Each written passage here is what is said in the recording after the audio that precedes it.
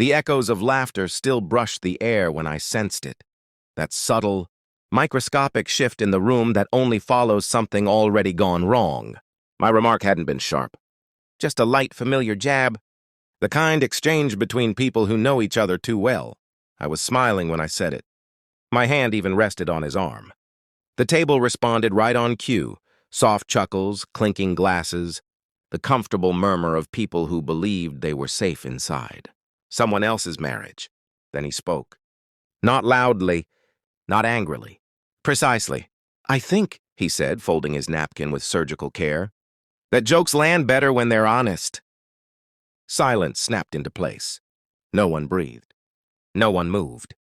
I felt every eye drift toward me, then quickly away, as if looking too long might make them complicit. I kept my smile in place, trained it to stay. Inside, something rearranged itself, slow, methodical, irreversible. I met his gaze. He wasn't angry. He wasn't amused. He was finished pretending. That was when I understood. The dinner wasn't about food anymore. It was about timing, and he had chosen his moment perfectly.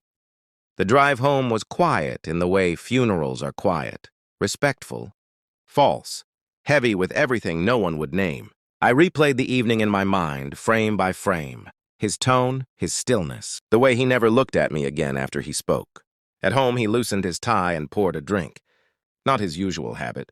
He leaned against the counter like a man who had already made peace with something devastating.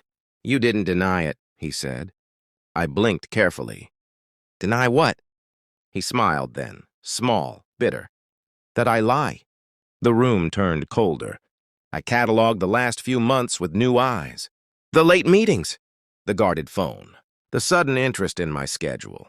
How often he watched me instead of listening. This wasn't a discovery. It was a confirmation. You're very good, he continued, at playing the role. I waited. Silence has a way of pulling truth from people. There's someone else, he said. Has been for a while. The words landed cleanly. No drama, no excuses, just fact. I nodded once. In movies, shock is loud. In life, it's efficient. I didn't confront him again. I didn't cry. I didn't ask questions I didn't need answered, I observed. I noted how his phone never left his pocket now, how he showered immediately after work, how names vanished from conversations the way bodies vanish from rivers. At night, lying beside him, I listened to his breathing and wondered when it had stopped syncing with mine. I pulled phone records. Shared accounts make that easy. A number appeared too often. Late hours, short calls, intimate silence. I followed patterns, lunch breaks, parking lots, hotels with neutral decor and no memory. I smiled when he kissed me goodbye. I laughed when he told me about his day. Control isn't loud, it's patient. The worst part wasn't the infidelity. It was the assumption that I wouldn't notice. That I was too comfortable, too trusting, too distracted to see the math beneath the marriage. By the time I had proof, I didn't feel anger. I felt clarity. The envelope arrived on a Tuesday. Plain, white, unimpressive. I waited until dinner, set the table, poured the wine. He noticed it immediately. His eyes flicked to it, then back to me. What's that? He asked. I slid it across the table.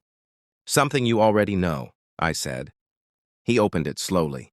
His fingers trembled as he saw the printed messages, photos, dates, times. Color drained from his face. You went through my... I verified, I corrected. There's a difference. He looked up, eyes wet now.